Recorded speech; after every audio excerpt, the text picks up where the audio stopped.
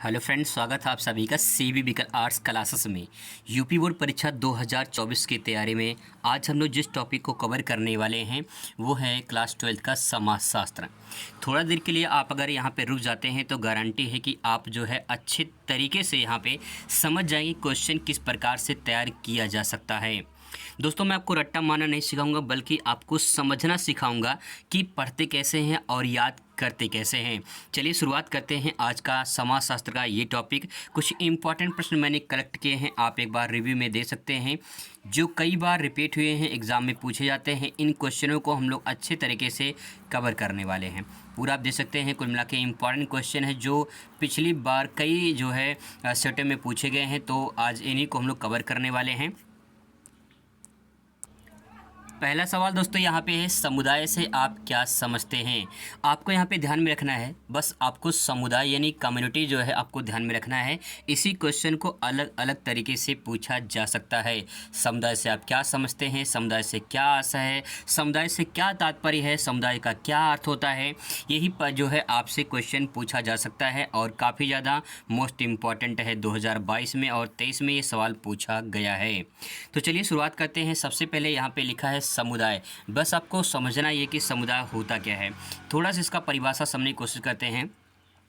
यहाँ पे लिखा है, जब किसी छोटे बड़े समूह के सदस्य जब किसी छोटे या बड़े समूह के सदस्य इस प्रकार साथ साथ रहते हों जिनका कोई स्वार्थ ना हो, तो ऐसे सामान्य जीवन के समूह को समुदाय कहा जाता है। बहुत ही सिंपल वर्ड में मैं आपसे इतना कहना चाहूँगा, जैसे मान लीजिए आपका फ्रेंड सर्कल होता है, जिस क्लास में आप पढ़ रहे होते हैं उस क्लास में आपका फ्रेंड सर्कल होता है। वहाँ पे कुछ कुछ जैसे मान लो छोटे लोग हैं, कुछ बड़े लोग हैं, ठीक है। अब होता क्या है, जब एक साथ ये मिलकर रहते हैं, एक साथ मिलकर रहें और इनका कोई स्वार्थ की भावना ना हो, इनकी कोई जो है कोई मतलब की भावना ना हो कि अगर ये छोटा वाला इनके साथ रह रहा है तो इनसे कोई मतलब है, बड़ा वाला से कोई छोटे का मतलब है। अगर कोई मतलब की भावना नहीं, कोई स्वार्थ की भावना नहीं, एक साथ रहते हैं और सुख दुख में साथ देते हैं, तो जो ऐसा समूह होता है उसी को समुदाय के नाम से जाना जाता है। तो अगर ये बोर्ड पेपर में आता है तो उसे कैसे लिखेंगे, बहुत सिंपल वर्ड में लिख सकते हैं आप कि जब छोटा समुदाय या बड़े समुदाय के सदस्य एक साथ रहते हों बिना किसी स्वार्थ के, बिना किसी मतलब के, तो ऐसे समूह को क्या कहते हैं, समुदाय कहा जाता है। आई होप दोस्तों आपको ये पॉइंट क्लियर हो चुका होगा। अब यहाँ पे देखिए लिखा है उपनिवेशवाद। उपनिवेशवाद से इसमें आपको ध्यान में रखना है कि उपनिवेशवाद से क्या आशय है, उपनिवेशवाद क्या है, इससे क्या समझते हैं। कई प्रकार से इस क्वेश्चन को पूछा जा सकता है, जैसे आप यहाँ पे दे सकते हैं उपनिवेशवाद क्या है, उपनिवेशवाद को परिभाषित कीजिए, अथवा उपनिवेशवाद से आप क्या समझते हैं। अलग अलग प्रकार से पूछा गया है। यहाँ पे देखिए 2022 में यहाँ भी पूछा गया, 2022 में यहाँ भी लिखा है। इसका मतलब ये है कि मैंने कई बार बताया है कि यूपी में लगभग कुछ 7 सेट बनते हैं, अलग अलग सेटों में पूछा जाता है, तो काफ़ी ज़्यादा महत्वपूर्ण है ये प्रश्न। आइए मैं आपको एक बार में क्लियर कर देता हूँ कि उपनिवेशवाद क्या है। यहाँ पे दोस्तों जो आंसर मैंने लिखा है बहुत अच्छे तरीके से कलेक्ट करके लिखा है। जैसे लिखा है इसमें, उपनिवेश क्या है, एक ऐसी विचारधारा है जिसके द्वारा एक देश दूसरे देश को जीतने और उसे अपना उपनिवेश बनाने का प्रयत्न करता है, तो उसे उपनिवेशवाद कहा जाता है। जैसे चीन का कब्जा तिब्बत पर है। यहाँ पे सिंपल वर्ड में एक बात और मैं आपको कह दूँ, जैसे मान लो कोई ज़्यादा बलवान व्यक्ति हो, ठीक है, कोई ज़्यादा बलवान व्यक्ति हो और किसी जो कमज़ोर व्यक्ति पे, जैसे मान लो कोई कमज़ोर व्यक्ति है, कोई गरीब व्यक्ति है, अगर जो है इस कमज़ोर गरीब व्यक्ति को ये बलवान व्यक्ति जो है अगर उसकी ज़मीन जायदाद को हड़प ले, कब्जा कर ले, तो क्या हो जाएगा, वो जो ज़मीन इस गरीब व्यक्ति का है वो इस अमीर व्यक्ति का हो जाएगा। तो यही जो अमीर व्यक्ति का ज़मीन जायदाद हो जाएगा वही कहलाएगा उपनिवेशवाद की। अब उसके अंडर में वो काम करेगा, उसके कब्जे में आ चुका है। एग्जाम्पल में यहाँ पे लिखा कि चीन देश है, चीन देश का कब्जा किस पे है, तिब्बत पे है।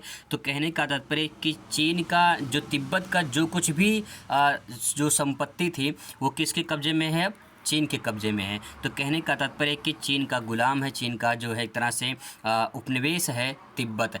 आपको बता दें कि भारत भी कभी उपनिवेशवाद था, क्योंकि यहाँ पे भारत में जो है, भारत में किसका कब्जा था आप सभी अच्छे जानते हैं, भारत में अंग्रेज़ों का कब्जा था। तो कहीं कहीं भारत भी पहले कभी उपनिवेशवाद हुआ करता था, लेकिन अब देश आज़ाद हो चुका है। तो दोस्तों यहाँ पे अगर आपको इसको 2 लाइन में लिखना है तो आप ऐसे लिख सकते हैं इसको, कि जब एक अमीर देश किसी गरीब देश पर कब्जा कर लेता है तो उसे उपनिवेशवाद कहा जाता है। ये एक विचारधारा है, एक थॉट है, एक जो भावनाएं हैं तो लोगों के मन में उसको शब्द दिया है यहाँ पे। तो जो वैज्ञानिक होते हैं, जो समाजशास्त्री होते हैं, वो अपने थॉट देते हैं, अपने विचार देते हैं, और वो जो यहाँ पे लिखा है, वर्ड लिखा है उपनिवेशवाद, ये एक विचारधारा है, एक थॉट है जो है वैज्ञानिकों की, समाजशास्त्रियों की। दोस्तों आई होप आपको क्लियर हो चुका होगा। अब बात करते हैं यहाँ पे लिंगानुपात से आप क्या समझते हैं, या लिंगानुपात को परिभाषित कीजिए, लिंगानुपात को जो है स्पष्ट कीजिए। ये क्वेश्चन बहुत ही मोस्ट इम्पॉर्टेंट है, और आगे देखते हैं इसको परिभाषा को। बहुत सिंपल वर्ड में लिख सकते हैं आप इसे, प्रति 1000 पुरुषों के पीछे महिलाओं की संख्या को लिंगानुपात कहते हैं। अगर ये क्वेश्चन आपके एग्ज़ाम में आएगा तो आप जो है अपने कमरे में बैठे रहना और वहाँ पे देखना उसमें कितनी लड़कियाँ हैं, ठीक है, कमरे में कितनी गर्ल्स हैं और जो है कितनी जो है उसमें बॉयज़ हैं। अब आपको यहाँ पे देखना है कि अगर वहाँ पे पुरुषों के पीछे, यानी कहते हैं कि जितना पुरुषों के पीछे महिलाओं की संख्या होती है उनका जो अनुपात होता है उसी को लिंगानुपात कहा जाता है। तो यहाँ पे दोस्तों लिख सकते हैं कि पुरुषों के पीछे जो महिलाओं की संख्या होती है उसी को लिंगानुपात कहते हैं। इसका छोटा सा एक फार्मूला होता है, इस फार्मूला को आप यहाँ पे दे सकते हैं। फार्मूला में है यहाँ पे कि स्त्रियों की संख्या बटे पुरुषों की संख्या गुणे 1000 से यहाँ पे इंडिकेट करते हैं। लेकिन यहाँ पे बात कहा गया है कि अगर दूसरे देशों में, कुछ देश में ऐसे हैं जहाँ पे लिंगानुपात निकालने का थोड़ा सा सिस्टम अलग होता है। इसमें देखिए स्त्री यहाँ पे देखिए ऊपर लिखा गया है, यहाँ पे नीचे आ गया है। तो यहाँ पे जब दूसरे देश में, कुछ ऐसे देश है जहाँ पे दूसरे देश वाले निकालते हैं तो उनका परिभाषा ये हो जाता है, ये भारत के लिए है।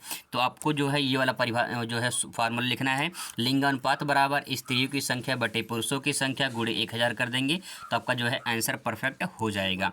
तो दोस्तों इस प्रकार से यहाँ पे जो है इस क्वेश्चन को तैयार कर सकते हैं।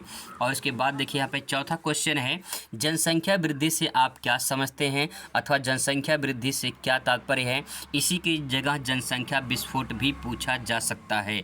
तो आप कन्फ्यूजन नहीं होंगे, यही क्वेश्चन जो है आपका आंसर जो है यही आएगा। जनसंख्या वृद्धि से अगर बात करें तो उसमें क्या ले सकते हैं, इसमें ले सकते हैं किसी क्षेत्र या प्रदेश या देश में निश्चित काल के समय में एक वर्ष के दौरान होने वाले व्यक्तियों की संख्या में वृद्धि को जनसंख्या वृद्धि कहा जाता है। अगर इसको 2 लाइन में आप ऐसे समझना चाहते हैं तो आप ऐसे ले सकते हैं। जैसे मान लो कोई एक क्षेत्र है, ठीक है, एक क्षेत्र मान लेते हैं, एक क्षेत्र है, यहाँ पे मान लो कि 50 लोग रहते हैं, ठीक है। 5 साल बाद जो है इसी क्षेत्र में अगर मान लेते हैं 1000 लोग हो जाते हैं 5 साल में, तो इसी को क्या कहेंगे, जनसंख्या वृद्धि कहेंगे। लेकिन अगर मान लो 5 साल में यहाँ पे जो है 10,000 लोग हो गए हैं, ठीक है, 10,000 लोग हो गए तो इसको कहेंगे जनसंख्या विस्फोट। तो आप इसको ऐसे ले सकते हैं कि किसी भी एक निश्चित क्षेत्र में, निश्चित प्रदेश में एक समय अंतराल में व्यक्तियों की संख्या में जो परिवर्तन होता है, जो वृद्धि होती है, उसी को जनसंख्या वृद्धि के नाम से जाना जाता है। आई होप दोस्तों आपको क्लियर हो चुका होगा। 5वां क्वेश्चन दोस्तों यहाँ पे दिया गया है, जनसांख्यिकी क्या है, जनसांख्यिकी से क्या तात्पर्य है। इसको यहाँ पे अगर लिखना है तो उसको ऐसे ले सकते हैं, जनसांख्यिकी जो होता है इसकी उत्पत्ति ग्रीक भाषा के शब्द से हुई है, यानी जो ग्रीक भाषा उसका नाम है डेमोग्राफी, डेमोग्राफी शब्द से हुई है। आपको दोस्तों बता दें कि यूरोप महाद्वीप में एक देश है जिसका नाम है यूनान, या ग्रीस बोलते हैं। उस देश का पुराना नाम यूनान है, प्रेजेंट टाइम में ग्रीस देश है। अब दोस्तों यहाँ पे जो ग्रीस देश है उसमें जो उस देश में जो भाषा बोली जाती है उसका नाम है ग्रीक, या यूनानी भाषा बोलते हैं या तो ग्रीक भाषा बोलते हैं। तो जैसे भारत में सबसे ज़्यादा कौन सी भाषा बोली जाती है, आपका जवाब होगा हिंदी। ऐसे ही जो ग्रीस देश है, जो यूनान देश है, वहाँ पे जो भाषा बोली जाती है सबसे ज़्यादा वो कौन सी भाषा है, ग्रीक भाषा। तो इसी जनसांख्यिकी, तो हमारे पास जो शब्द आया ये तो हिंदी शब्द है, लेकिन यहाँ पे जो ग्रीक शब्द है ये इसी से बना हुआ है जनसांख्यिकी। अब इसका मतलब क्या होता है तो यहाँ पे थोड़ा और डिफाइन करते हैं, आपको क्लियर हो जाएगा। ये जो डेमोग्राफी है वो दो शब्दों से मिलकर बना है। डेमास का अर्थ होता है डेमास और ग्राफोज। तो डेमास का अर्थ क्या होता है, मनुष्य होता है, और ग्राफो का अर्थ होता है अंकित करना। इस प्रकार हम डेमोग्राफी का शब्द निकाल सकते हैं कि मनुष्य जनसंख्या के बारे में अंकित करना क्या कहलाता है, जनसांख्यिकी कहलाता है। अगर इसको दो लाइन में और आप डिफाइन करना चाहते हैं तो मैं आपको थोड़ा सा स्पष्ट कर दूं। यहाँ पे जनसांख्यिकी लिखा है। जन मतलब क्या होता है, जन मतलब होता है लोग, ठीक है। जन मतलब क्या होता है, लोग होता है। और सांख्यिकी मतलब क्या होता है, एक संख्या, उनका एक आंकड़ा। तो लोगों को क्या है, एक आंकड़ा तो आप बता रहे हैं। जनसांख्यिकी क्या बताती है, लोगों को आंकड़े बताती है। वही दोस्तों यहाँ पे कहा गया है कि मनुष्य के जनसंख्या के बारे में अंकित करना क्या कहलाता है, जनसांख्यिकी कहलाता है। अब यहाँ पे एक जो है वैज्ञानिक का यहाँ परिभाषा ले सकते हैं अचले गुलियार्ड के अनुसार। अचले गुलियार्ड के अनुसार, अचले गुलियार्ड, तो अचले गुलियार्ड के अनुसार ले सकते हैं कि जनसांख्यिकी वह विज्ञान है जो मनुष्य की संख्या के बारे में अध्ययन करता है। परिभाषा बहुत सिंपल है, अचले गुलियार्ड ने कहा है। अचले गुलियार्ड ने कहा कि जनसांख्यिकी, जो जनसांख्यिकी है वो विज्ञान के समान माना गया है। इसमें कहा गया कि मनुष्य की जो संख्या होती है उसके बारे में अध्ययन करना ही जनसांख्यिकी कहलाता है। किसने कहा है, अचले गुलियार्ड ने कहा है। तो दोस्तों कुछ ये इंपॉर्टेंट प्रश्न थे 5। इसके बाद जो है नेक्स्ट जो प्रश्न रहेंगे उनको अगले वीडियो में कवर करेंगे। मिलते हैं नेक्स्ट वीडियो में। Thanks for watching.